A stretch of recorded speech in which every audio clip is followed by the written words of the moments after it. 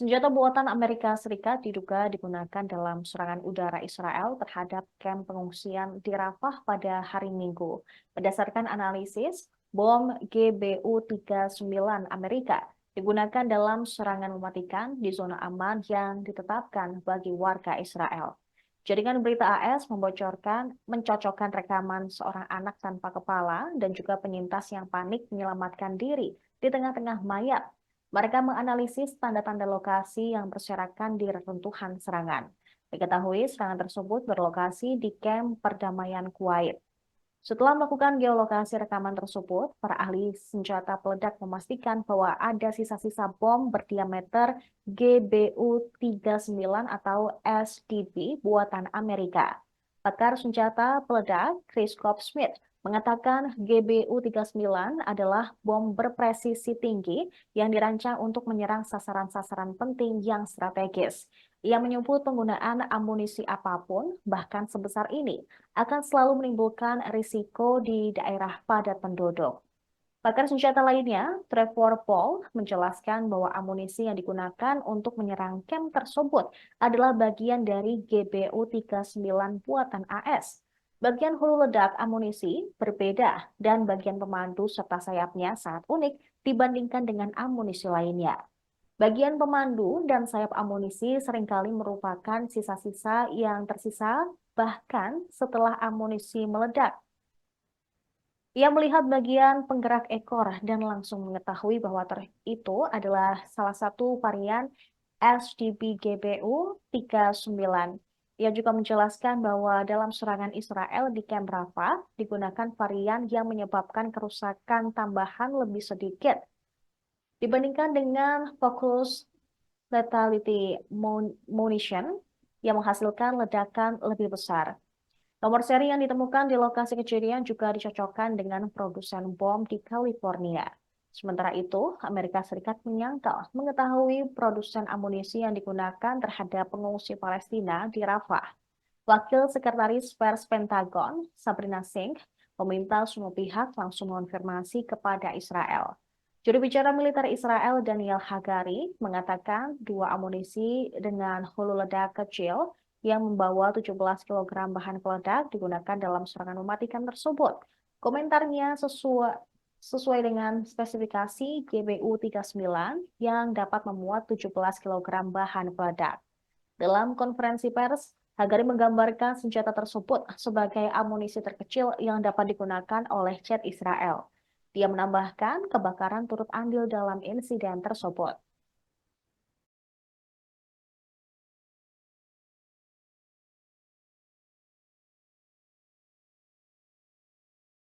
Right now, it is still our assessment that what is happening in Rafah and what the IDF are doing, it is limited in scope. And so What anyone says, those images, what's happening on the ground, it's horrific, it's heartbreaking, and it needs to stop. We also have to remember that we are supporting Israel in their fight against Hamas. And this is a terrorist organization that embeds itself within tunnels, that is using hostages, innocent civilians as human shields, and continues to do so. And every time the secretary has a conversation with Minister Gallant, it is direct, it is very frank, and it's respectful, but he is very direct. And the strike was conducted using two munitions with small warheads suited for this targeted strike. We're talking about munition with 17 kilos of explosive material. This is the smallest munition that our jets can use.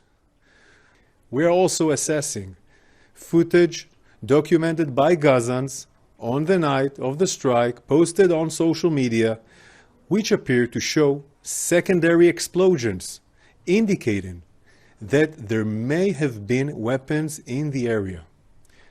Our signal intelligence intercepted some phone calls that reinforce this concern, raising the possibility that weapons stored in a nearby compound caught fire. Sadly, following the strike, due to an unforeseen circumstances, a fire ignited, tragically taking the lives of Gazan civilians nearby. Despite our efforts to minimize civilian casualties during the strike, the fire that broke out was unexpected and unintended. This is a devastating incident which we did not expect. As you can see, in our aerial surveillance from the time of the strike, we targeted a Seorang saksi mata sekaligus korban selamat mengungkapkan detik-detik menegangkan ketika kamp pengungsi di Rafah diserang Israel pada hari Minggu. Suhair terkejut dan gemetar melihat mayat di mana-mana. Anak-anak terbakar, bahkan ia melihat tubuh tanpa kepala akibat serangan tersebut. Beberapa pengungsi yang masih hidup tetapi terjebak di dalam tenda yang terbakar. Tidak ada peringatan dan selama beberapa menit tidak ada bantuan. Ia mengatakan orang-orang pada awalnya mencoba menyeret korban luka dari tenda dengan tangan kosong, memasukkannya ke dalam kereta keledai atau menjejalkan mereka ke dalam mobil biasa untuk mencari pertolongan. Syarif Wars Aga, seorang sopir, termasuk di antara kerumunan yang mencoba membantu. Dia juga gemetar saat ia melangkah di sekitar mayat-mayat yang terbakar dan termutilasi oleh ledakan awal dan kebakaran yang terjadi setelahnya. Ia melakukan pertolongan pertama, membawa korban ke dalam mobilnya. Namun ia tiba-tiba mendapatkan kabar bahwa keponakannya yang berkebutuhan khusus telah kehilangan salah satu kakinya akibat serangan ini. Dia berlari keluar untuk membantu yang terluka, tanpa menyadari bahwa saudara iparnya telah terbunuh. Sementara keponakannya terluka berada di tenda mereka yang hanya berjarak 70 meter dari lokasi serangan rudal. Media Amerika Serikat menganalisis serangan tersebut kemungkinan besar disebabkan oleh rudal GBU-39 buatan AS yang membawa muatan bahan peledak sebesar 17 kg. Hal ini sesuai dengan klaim militer Israel mengenai jumlah bahan peledak yang digunakan.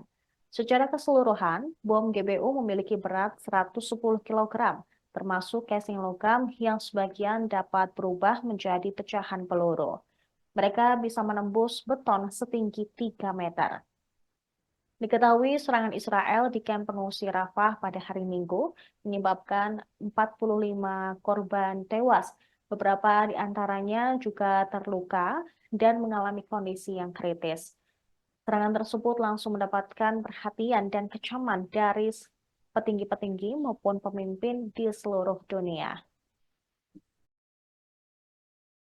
بنسمع الصوت فجأة السماء بتضوي فكنا قاعدين فبنقول ايش هذا الاشي اللي صار وهيك فكل العالم فجأة سمعنا صوت كل العالم بتصرخ بنقول ايش في طلعنا نجري فجأة ما لقينا الخيمة واقعة مستهدفين خيمة كان الليلة استهداف الخيمة المقابل لخيمتنا.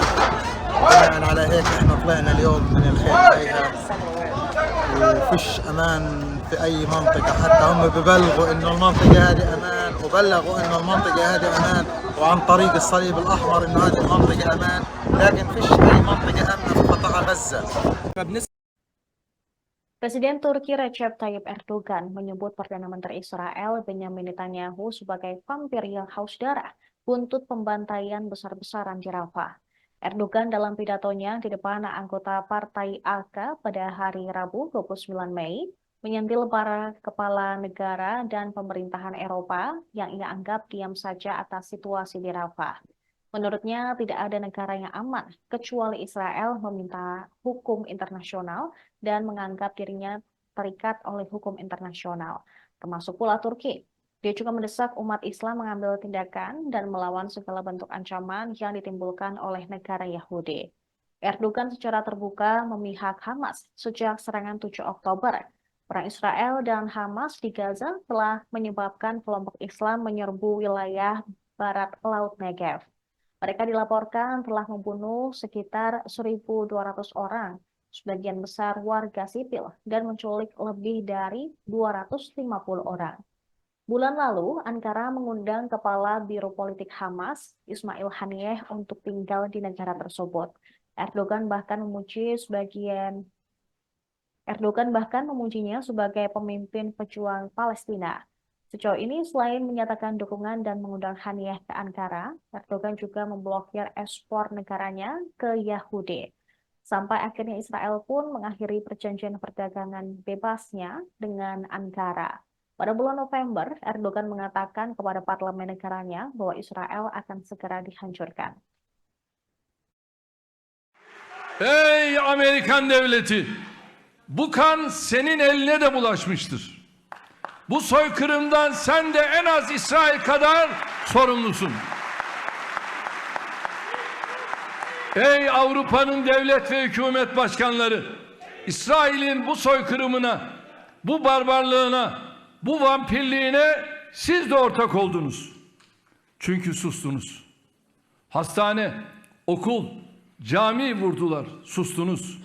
Yardım konvoyu vurdular, sustunuz. 21. yüzyılda canlı yayınla tüm insanlığın izlediği bir soykırımı durduramayacaksan sen ne işe yararsın? Eğer dünyanın geleceği 5 ülkenin keyfine kaldıysa ne gerek var o devasa binalara? O kadar harcamaya, o kadar insanı çalıştırmaya. Bırakınız soykırımı durdurmayı. Birleşmiş Milletler kendi personelini, kendi yardım çalışanlarını dahi koruyamadı. Gazze'de sadece insanlık değil, Birleşmiş Milletler de ruhuyla birlikte ölmüştür. Buradan İslam dünyasına da bir çift sözüm var. Ortak bir karar almak için daha neyi bekliyorsunuz?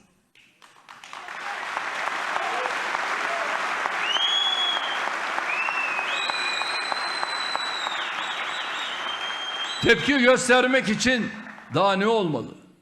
Gazze sokaklarında şehit naaşlarını köpekler yiyor.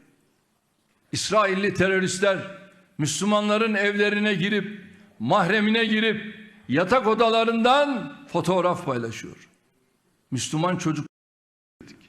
Uluslararası Adalet Divanı'nda İsrail'e karşı açılan soykırım davasına müdahil olmayı kararlaştırdık.